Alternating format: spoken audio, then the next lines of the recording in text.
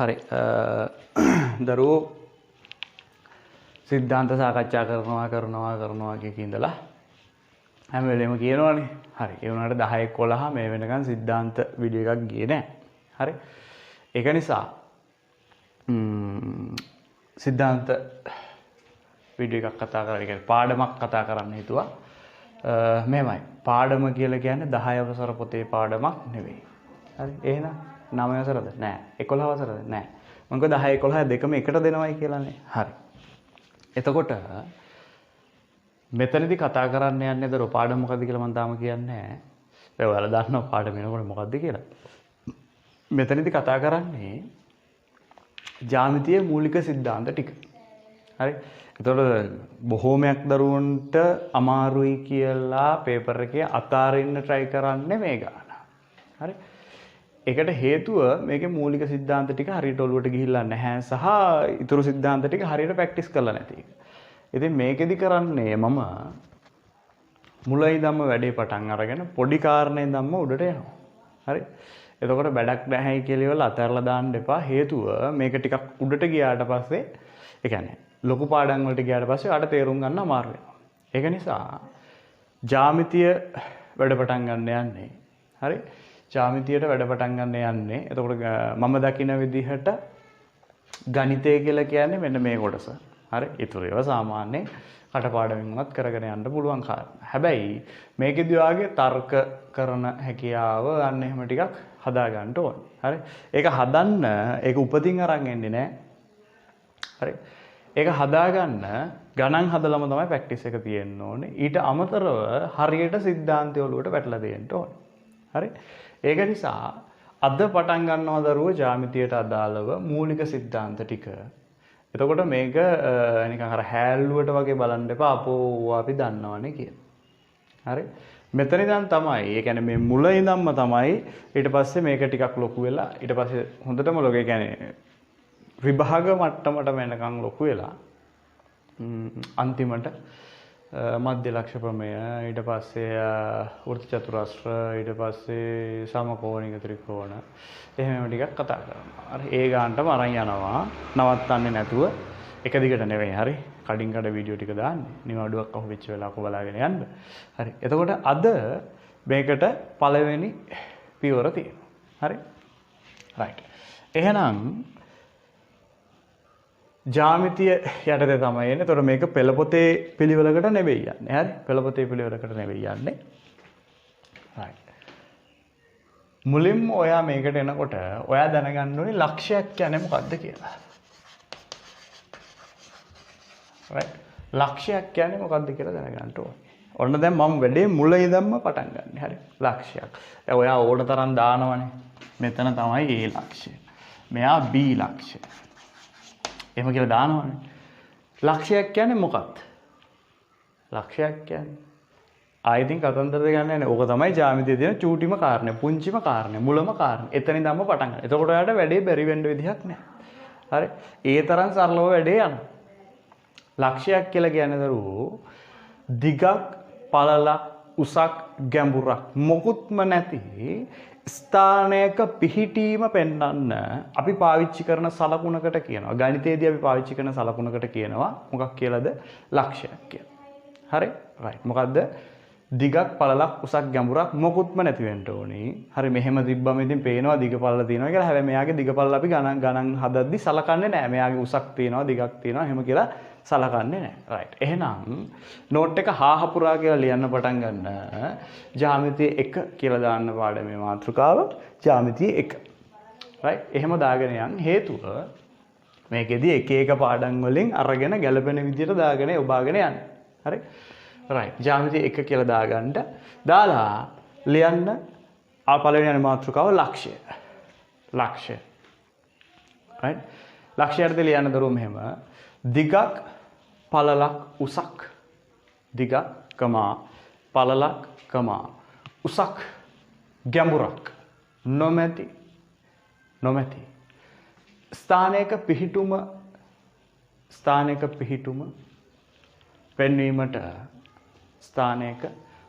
පෙන්වීමට භාවිතා කරන සලකුණක් ලක්ෂයක් නම් වේ. රයිට්. භාවිත කරන සලකුණ ලක්ෂයක් නම් වේ. රයිට්. ලක්ෂය කියන්නේ මොකක්ද කියලා දැනගත්තානේ. ඊට පස්සේ ඔයාලට දැනගන්න ඕනි සරල රේඛාවක් කියන්නේ මොකක්ද කියලා. මොකද්ද? සරල රේඛාවක් කියන්නේ මොකක්ද කියලා. හරි. right. මාතෘකාව සරල රේඛාව. right. සරල රේඛාවක් කියලා කියන්නේ මෙන්න මෙහෙම කතන්දරයක් දරුවෝ. සරල රේඛාවක් කියන්නේ මොකද්ද? ඔයා ලක්ෂය ගැන කතා කරානේ. ලක්ෂය කියලා කිව්වේ දෙකක් පල්ලක් උසක් නැති එකක්. අනේ ලක්ෂය right නිශ්චිත දිශාවකට චලනය කරාම ඒ කියන්නේ යාගේ දිශාව මාරු කරන්නේ නැතුව කොහෙට හරි චලනය කරන්න පටන් ගන්නවා. right. යාව කොහෙට හරි චලනය කරන්න පටන් ගන්නවා. චලනය වෙන දිශාව වෙනස් කරන්නේ නැහැ. right. චලනය වෙන දිශාව වෙනස් කරන්නේ නැහැ. අන්න ඒ චලනය වෙන දිශාවට right. එහෙම නැත්නම් අන්නේ චලනය වෙන ගමන් පතය. ඒ චලනය වෙන ගමන් පතයට අපි කියන මොකක් කියලාද? සරල රේඛාවක් කියලා. එතකොට ඔයාලට මේක ඕන දිශාවකට චලනය කරව ගන්න පුළුවන්. right. ඕන දිශාවකට චලනය කරවන්න පුළුවන්. හැබැයි නීතිය තමයි මැදකදී එයාගේ චලිත දිශාව වෙනස් කරගන්න බෑ. හරි. එහෙම එක්කට කියනවා මොකක් කියලාද? සරල රේඛාවක් කියලා. ලියන්න. සරල රේඛාවන මාතෘකාව දාලා ලියන්න. ලක්ෂයක් නිශ්චිත දිශාවකට ඒ වචනේ කියවෙන්නේ නැහැ මට.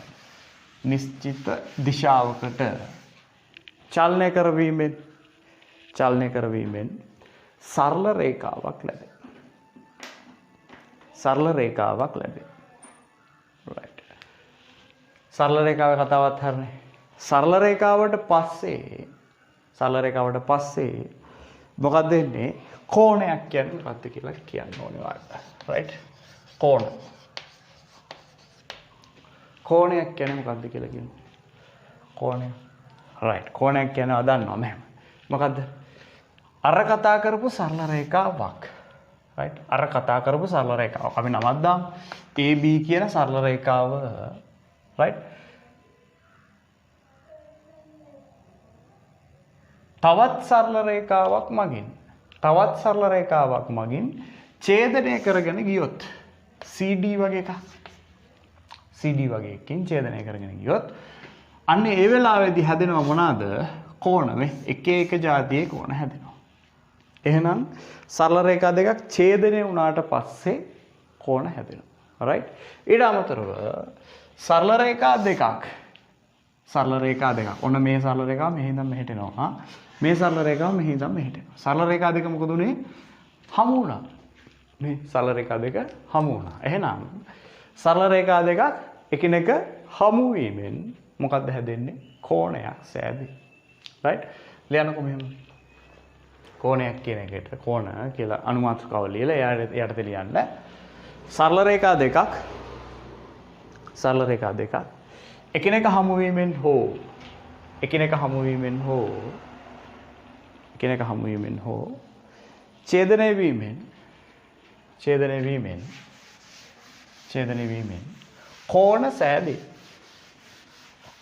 ඡේදනය වීමෙන් කෝණ සෑදේ. right. එහෙනම් මෙයා A, මෙයා B, මෙයා C, මෙයා D කියලා ගත්තොත් මං කියන්නම් මේක එක කෝණය, මේක දෙක කෝණය, මේක තුන කෝණය, මේක හතර කෝණය කියලා. right.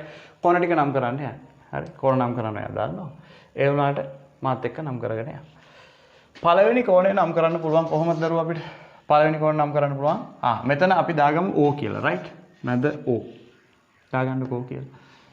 එතකොට පළවෙනි කෝණ නම් කරන්න පුළුවන් COB කෝණ. right. COB කෝණ මාක් එක උඩට දෙන්න ඕනි. කෝණය සෙට් වෙන තැනට. කෝණය තියෙන තැනට තමයි කෝණ මාක් එක දාන්නේ. පළවෙනි කෝණය COB. ඒක කියන්න බැයිද කොහොමද? BOC කියලා? පුළුවන්. එහෙනම් ලියන්න BOC කෝණ දෙකම එකයි. හරි.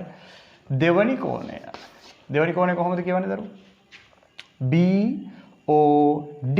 එහෙම නැත්නම් DOB. right. BOD කෝණය. එහෙම නැත්නම් කවුද?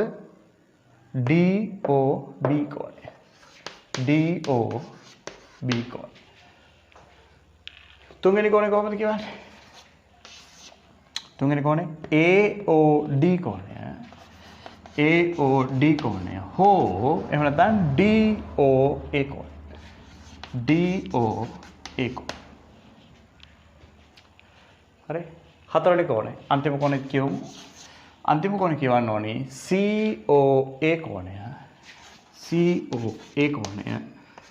හෝ එහෙම නැත්නම් AOC කෝණය. AOC කෝණය. right ඔන්න ඔය විදිහට කෝණ නම් කරගන්න පුළුවන්. හරි? right. මම මේ ගණන් ටික හදන්න ඕනි කාරණා ටික තමයි මේ දීගෙන යන්නේ. හරි? එක කාරණයක්වත් ඕන නැති කාරණා නැහැ. හැබැයි මේව පොතේ මෙහෙම නැහැ. පොතේ මෙහෙම තියෙනවා පොඩි පන්ති වල. ඉතින් ඒ ටික ඔයාලට 10 හෝ 11 අවසරදී උගන්වන්නේ නැහැ. ඒක සමග ඒ ටිකත් එක්කම දිගටම යනවා. එතකොට ඔයාලට වැඩේ පුළුවන් වෙන්න ඕනේ. කෝණයක් නම් කරන්න පුළුවන් නේද? හරි. එහෙනම් පොකදී සරල රේඛාව හරි කෝණය හරි තව මතක් වුණොත් ඉස්සරහට යන්න. right. පළවෙනි කාරණේ ඔන්න දැන් පාඩම පටන් ගන්න යන්නේ. චුට්ටක් පටන් තාම 10 වසට ආවේ නැහැ. හරි? right. මොකද්ද පාඩම? පාඩම නෙවෙයි. මාතෘකාව ලියන්න. තරුවක් දාලා ලියන්න. මේක හැම වෙලෙම වගේ ඕනෙනවා. සරල රේඛාවක් මත කෝණ. සරල රේඛාවක් මත පිහිටන බද්ධ කෝණ. මාතෘකාවක් ඉදිරියට ලියන්න. සරල රේඛාවක් මත පිහිටන බද්ධ කෝණ. හරි? right. සරල රේඛාවක් කියන්නේ මොකක්ද දරුවෝ? දැන් සරල රේඛාව දාන්න. මේ තියෙන්නේ. මෙයා AB සරල රේඛාව මගේ. AB. AB සරල රේඛාවනේ. right. AB සරල රේඛාවට මම තව එකක් ගෙනලා සෙට් කරනවා. CD වගේ සරල රේඛාවක්. හරි? CD වගේ සරල රේඛාවක්. අන්න මට කෝණ දෙකක් හැදුණා මේ. මෙතන එක කෝණයක් සහ මෙතන තව කෝණයක්. හරි? මේක අංශක 90ට වඩා අඩුයි. ඒක නිසා මෙයාට කියනවා සුළු කෝණයක්. මේක අංශක 90ට වඩා වැඩි. ඒකින්ද මෙයාට කියනවා මහා කෝණයක්. ඒව ඕන නැහැ. right. දැන් මෙන්න මේකේ මෙන්න මේ කෝණ දෙකේම එකතුව. ඒ කියන්නේ මෙතන ඉඳන් මෙතෙන්ටම යනකම්ම සම්පූර්ණම එකතුව අංශක 180යි කියලා කියනවා. කී කියලාද කියන්නේ? අංශක 180යි කියලා කියන්නේ. ඒක ක්‍රමයක් විදියට තියෙනවා. හරි? right. මොකුත්ම දන්නේ නැහැ කියලා හිතලා ලියා ගන්නකො. ඒ කියන්නේ මේක උඩ කෝණ කොච්චර ගාණක් තිබ්බද? දැන් මෙතන 3යිනේ තිබ්බේ, 2යිනේ තිබ්බේ. මේක උඩ තව කෝණ ඕන තරමක්. right? සරල රේඛාව උඩ තමයි තියෙන්න ඕනේ. සරල රේඛාව උඩ තව කෝණ ඕන තරමක් තිබ්බත් කොච්චර තිබ්බත් ඒ කෝණ හැම එකේම එකතුව කීයක් වෙන්න ඕනේද? ඒ කෝණ ඔක්කොගේම එකතුව ඔක්කොගේම එකතුව කීයක් වෙන්න ඕනේද?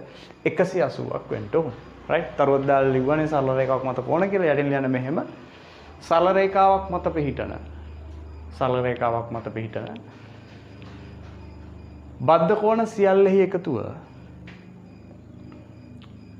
බද්ධ කෝණ සියල්ලෙහි එකතුව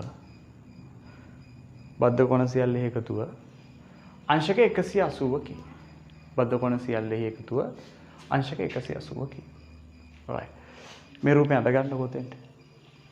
නිකන් මතක හිටින්න වගේ ලාවට ඇඳ ගන්න. හරි. right. ඒ කතාව හරිනේ. පොඩි ගාණක් හදමු ඈ. ප්‍රශ්න අංක 1. right. මෙන්න තියෙනවා කෝණයක්. මෙයාගේ විශාලත්වය අංශක 70යි. මට ඕනි x වලගේ. x වලගේ තමයි ඕනේ. අපෝසර් මොනවාද මේ කියලා හයි. කරන්න දෙයක් නැහැ. ඉතින් මුලින් ඉඳන් යනවා කිව්වේ. හරි. හදමු. මොකද කියන්නේ? මේ කෝණ ඔක්කොගේම එකතුව කියයි කියලාද කිව්වේ 180යි කියලා කිව්වේ. right. එහෙනම් ඔක්කොගේම එකතුව 180යි කියලා කිව්වේ. එහෙනම් කෝණ ඔක්කොම එකතු කරලා 180ට සමානයි. කොහොමද එකතු කරන්නේ? මුලින් විජීය පදේ ගන්න. මං හේතුවක් කියන්නේ ඇයි මුලින් විජීය පදේ. ඒ කියන්නේ මේ x කියන පදේ ගන්න. නොදන්න ඉංග්‍රීසි අකුර ගන්න. ඇයි ගන්න කියලා මම කියන්නේ නැහැ. ටික දවසකින් ඔයා මට කියන්න ඇයි මේක මෙහෙම ගන්නයි කියලා කිව්වේ කියලා. හරි? right. x කියන එක කෙනා ගත්තා. x කෝණයට එකතු කරන්න ඕනේ කාවද? අංශක 70ක්. සමානයි කීයද ඔක්කොම? 180යි නේ. හේතුවක් ලියමු. මොකද්ද හේතුව දරුවෝ?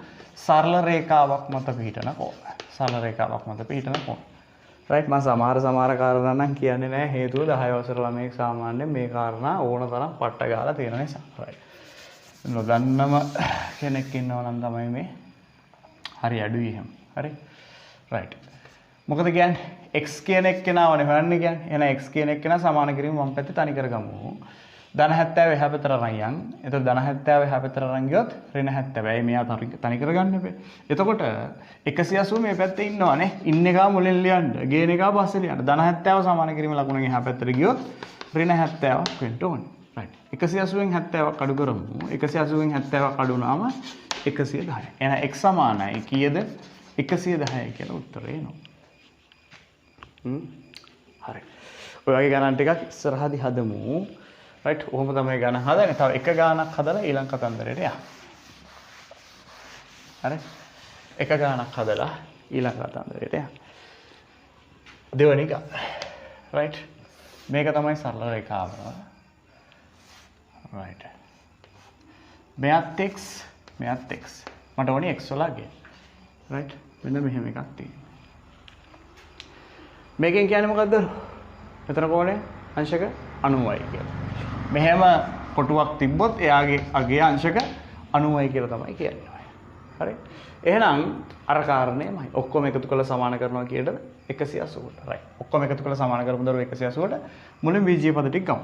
x කියන එක්කෙනාට එකතු කරනවා මෙතන ඉන්නවා තව x කෙනෙක්. එයාට එකතු කරන්න යනවා මෙතන ඉන්නවා අංශක 90ක කෝණයක්. ඔක්කොම එකතුව කීයක් වෙන්න ඕනේද? 180යි හේතුව සරල රේඛාවක් මත කෝණ.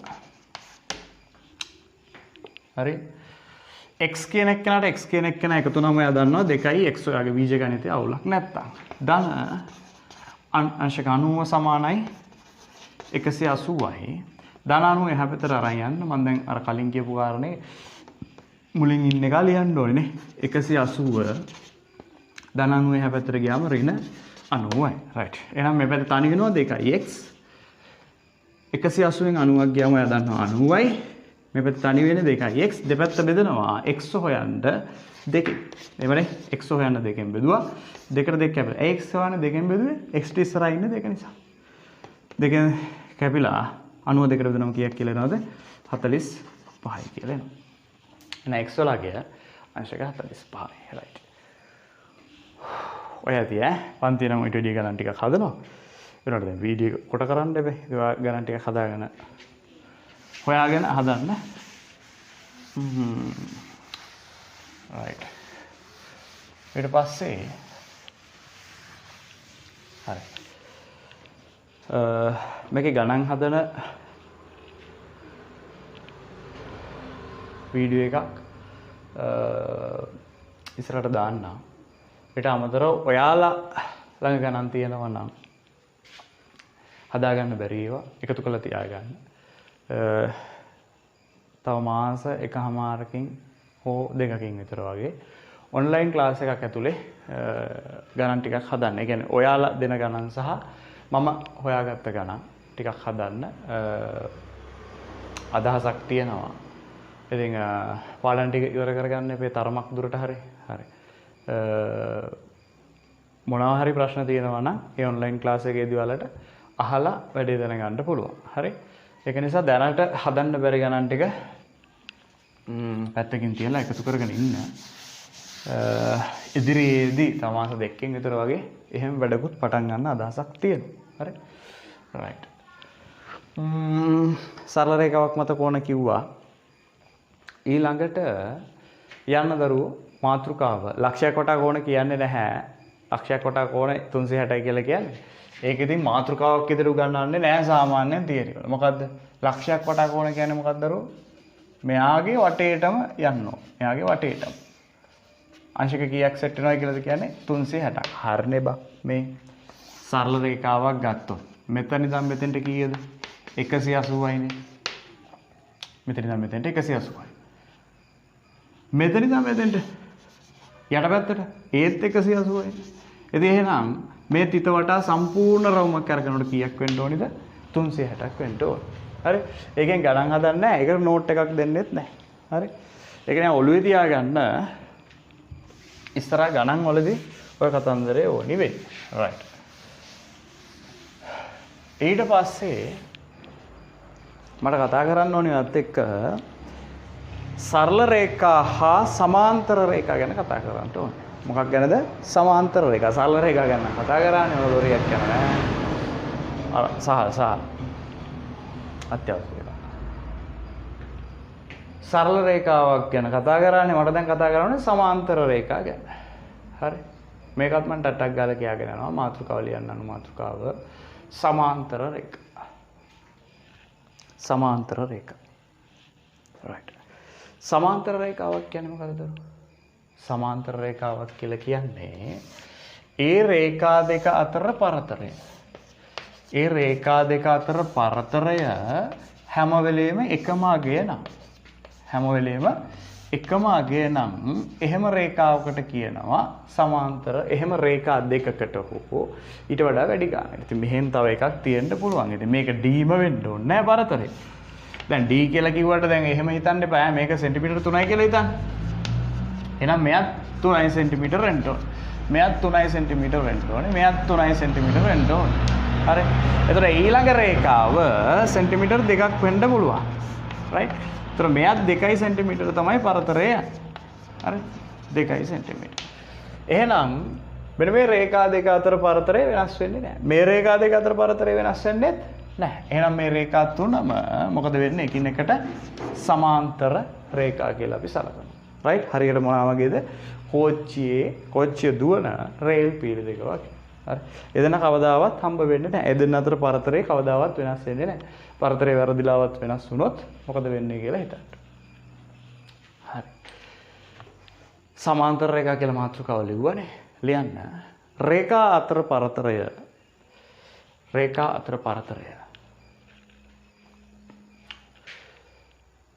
නොවෙනස් වන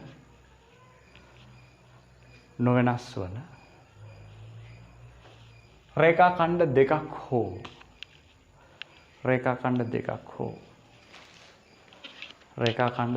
හෝ ඊට වැඩි ගණනක් සමාන්තර රේඛා ලෙස සැලකේ.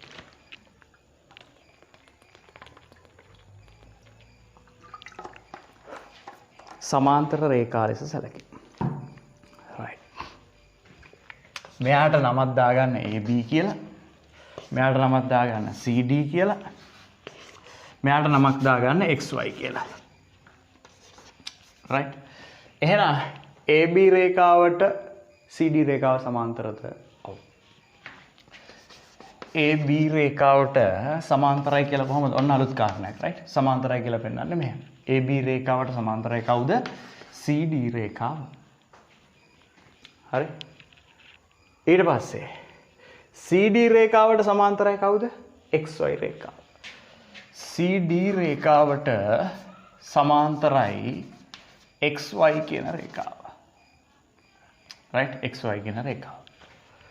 AB රේඛාවට CD සමාන්තරයි. CD ට සමානයි කවුද? XY. එතන මේ දෙන්න AB ට XY සමාන්තරයි. එහෙනම් AB කියන රේඛාවට සමාන්තරයි XY කියන රේඛාව. right. ඇයි මේ පරතරය වෙනස් වෙන්නේ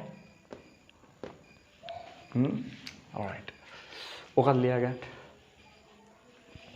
හරිනේ. සමාන්තර රේඛා ඉවරයි. අනුමාත්‍රකාව ලියන්න. සමාන්තර රේඛා ආශ්‍රිත කෝණ. අනුමාත්‍රකාව දරුවෝ සමාන්තර රේඛා ආශ්‍රිත කෝණ.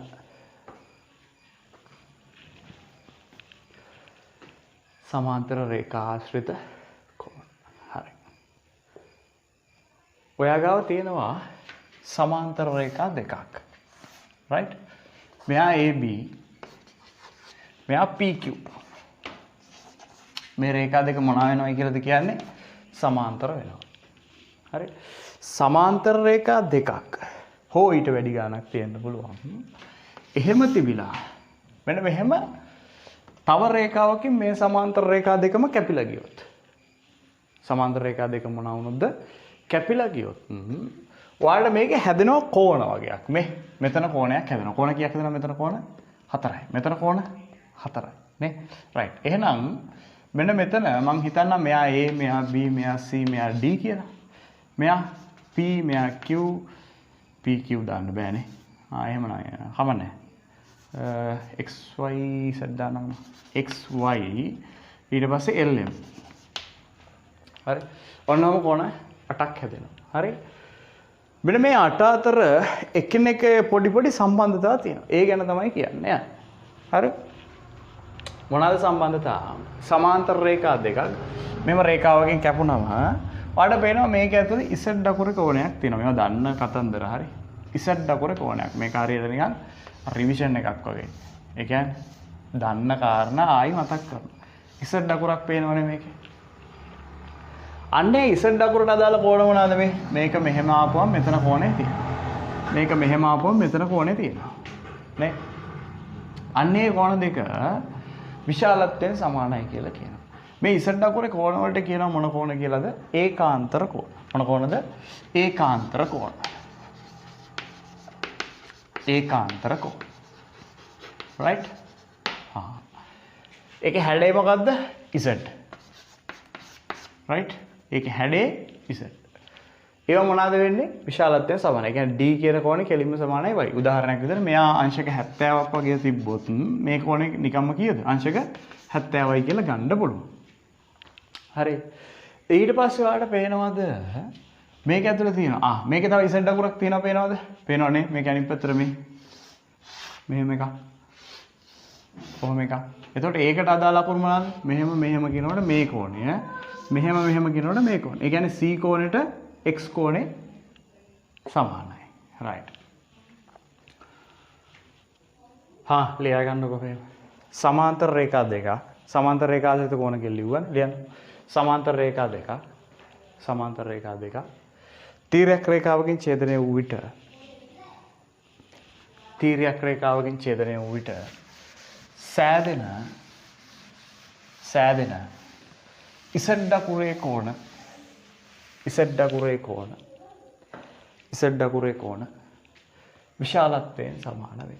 Z අකුරේ කෝණ විශාලත්වයෙන් සමාන වේ. right. මාත් එක අඳිමු. මේ රේඛාවට මේ රේඛාව සමාන්තරයි. තීරයක් රේඛාවකින් කැපුණා. ABCD EF GH ඔන්න ඔය විදිහට කෝණ හැදුනා. අඳගමු. ඒකාන්තර කෝණ සමාන වේ. ඒකාන්තර කෝණ සමාන වේ කියලා ලිව්වා. වරණ ඇතුළේ යන්න Z අකුරේ කෝණ. Z අකුරේ කෝණ. right. එහෙනම් මේ පැත්තට Z අකුරක් ඇඳලා මේ කෝණ දෙක මාක් කරන්. කවුද සමාන? C කෝණයට කෙලින්ම සමානයි කවුද? F කියන කෝණ. C කෝණයට කෙලින්ම සමානයි F කියන කෝණ. නිකම් පෙන්නන්න මෙයා 70යි නම් මෙයත් 70යි කියලා. ඊට පස්සේ වෙන පාට පෑනක් පාවිච්චි කළා හරි කමක් නැහැ. මේ පැත්තේ කෝණ දෙක පෙන්නන්න. මට නම් වෙන පාට පාවිච්චි කරාට වැඩක් නැහැ. එකම පාටින් පේන්න. right? ඒතර කවුද සමාන දරුවෝ මේ පැත්තට ඉන්නේ Z අකුරට අදාළව D කෝණයට E කෝණය සමානයි. D කෝණයට සමානයි E කෝණය. හරි? ඒකාන්තර කෝණ කතාව ඉවරයි. right. ඊට පස්සේ තව කතාවක් තියෙනවා මොකද්ද? මෙන්න මෙහෙම කතාවක්. සමාන්තර රේඛා දෙකක් right? හෝ ඊට වැඩි ගණනක්. සමාන්තර රේඛා දෙකක් හෝ ඊට වැඩි ගණනක්. තීරයක් රේඛාවකින් ඡේදනය වුණාම හැදෙනවා දරුවෝ F අකුරේ කෝණ මේ. F අකුරේ කෝණ පේනවද දන්න? F අකුර මෙහෙම හැඩයට තියෙන එක. ඒකෙන් මෙන්න F අකුරට අදාළ කෝණ දෙක සමානයි කියලා කියනවා. උදාහරණයක් විදියට මෙයා A නම් මෙයත් A. මෙයා 70යි නම් 70ක් වගේ වෙනවා. 110ක් කියලා කියමු. මෙයා 110ක් නම් මෙයත් 110යි වගේ. හරි. මේක F අකුරු කීයක් තියෙනවද? F අකුරු 4ක් තියෙනවා ඈ. මොකද්ද? මෙහෙම එකයි. ඊට පස්සේ ඒකම මේ අතට මෙහෙම. ඒ කියන්නේ මෙහෙම එකක් පේනවනේ. එතකොට මේ කෝණයට මේ කෝණය. මෙහෙම එකක් මේ. මෙහෙම. ඊට පස්සේ මේක අනිත් පැත්තට තියෙන එක මෙහෙම. මේක. ආයෙ මොකද්ද? ඒකම අනිත් පැත්තට තියෙන එක මේ. මෙහෙම. කොහොමද? මෙහෙම. ඒක හරි. එතකොට මෙන්න මේ කෝණ සමානයි. right. එහෙනම් ලියන්න සමාන්තර රේඛා දෙකක් තිරයක් රේඛාවකින් ඡේදනය වූ විට සෑදෙන F අකුර කියලා කිව්වේ ඒවට මොන කෝණ කියලාද කියන්නේ අනුරූප කෝණ සෑදෙන අනුරූප කෝණ විශාලත්වයෙන් සමාන වෙන්නේ අනුරූප කෝණ විශාලත්වයෙන් සමාන වෙන්නේ right වරණතුල ලියන්න F අකුරේ කෝණ right මේක දාගන්න උදාහරණ ගන්න රූපයක් හරි අන්තිම කාරණේ ඒකේ හරි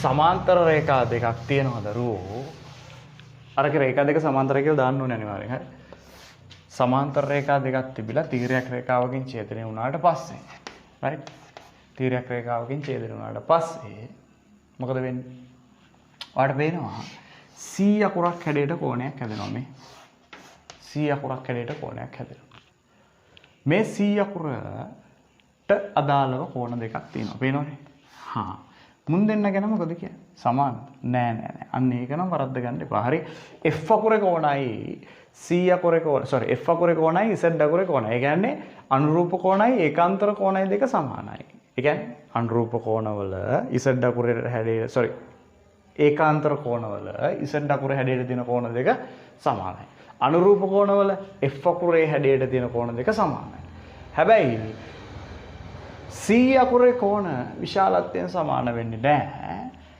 මේ දෙන්නගේ එකතුව 180ක් වෙන්නේ. මොකද්ද? එකතුව 180ක් වෙන්නේ. C අකුරේ කෝණ වලට කියනවා නමක් මොන කෝණද? මිත්‍ර කෝණ. right? උදාහරණයක් විදිහට මෙයා A මෙයා B කියලා හිතන්න. ඒතර A වලගේයි B වලගේයි. A කියන කෝණයට B කියන කෝණ එකතු කරොත් අපිට එන්න ඕනේ යගේ කීයද? 180යි කියලා. උදාහරණයක් විදිහට මෙයා අංශක 70යි නම් මෙයා 70ක් වෙනවද? නැහැ. එහෙම වෙන්නේ නැහැ. එහෙම වෙන්නත් බෑ. මෙයා 70 නම් මෙයා 70 වෙන්න බෑ. මොකද්ද වෙන්න ඕනේ? මුන් දෙන්නගේ එකතු 180ක් වෙන්න ඕනේ. එහෙනම් මෙයා 70යි. මේක 110ක් වෙන්න ඕනේ. ඇයිදරු 70යි 180 වෙන්න තව කොච්චරක් අඩුද? 110ක් අඩුයි. ඒ කියන්නේ මෙයා 110ක් වෙනවා. මෙයා 70ක් වෙනවා කියලා. හරි right එහෙනම් ලියා ගන්න මෙහෙම සමාන්තර රේඛා දෙකක් තීරයක් රේඛාවකින් ඡේදනය වූ විට සමාන්තර රේඛා දෙකක් තීරයක් රේඛාවකින් ඡේදනය වූ විට සෑදෙන මිත්‍ර කෝණ වල එකතුව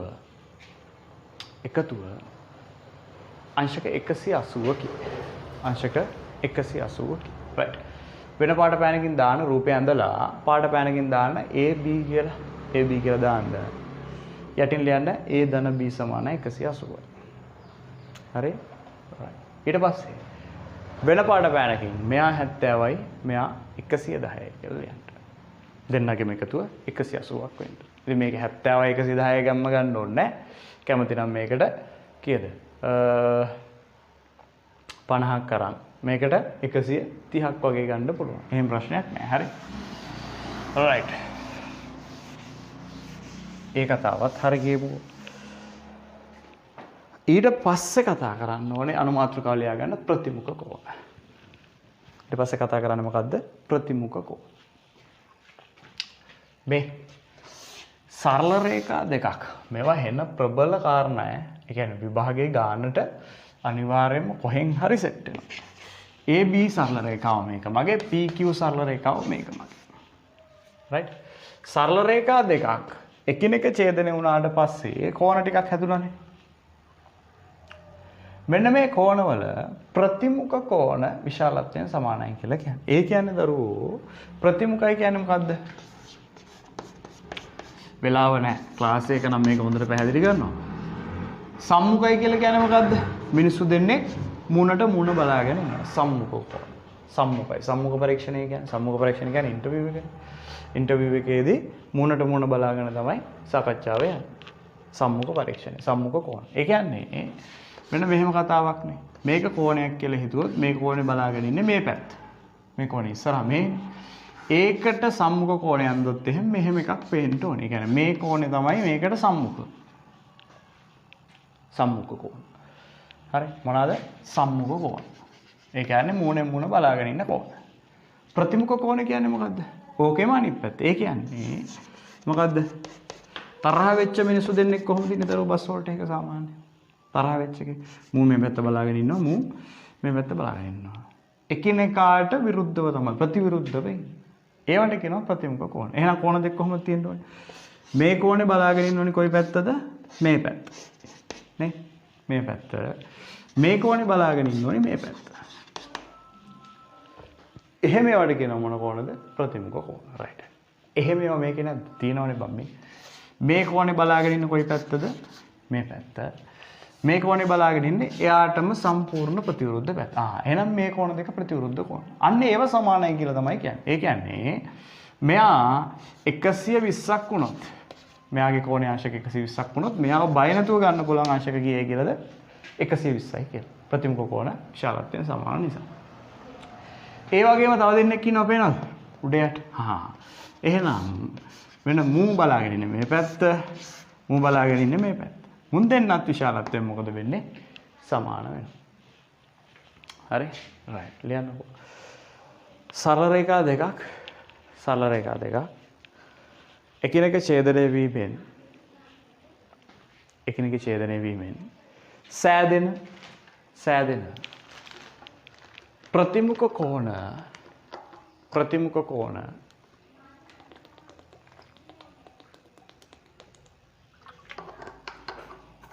විශාලත්වයෙන් සමාන වේ.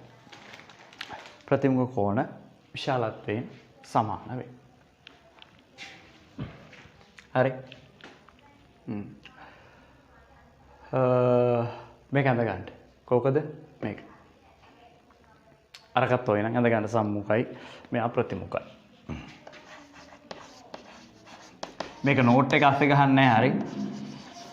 නෝට් එක අස්සේ ගහන්නේ නැහැ. පැත්තකින් ඇඳ ගන්න. මේක නෝට් එක නෙවෙයි. හරි. මේක කෙටි ක්‍රමයේ මතක තියාගන්න. හරි. කතන්දරේ හරි. ප්‍රතිමුඛ කෝණ සමාන්තර රේඛා කතන්දරේ හරිනේ. රයිට්. ගණන් ටික හදන්න පුළුවන් වෙයි කියලා හිතනවා. ගණන් ටික හොයාගත්තොත් තමයි හදන්න පුළුවන් ඈ.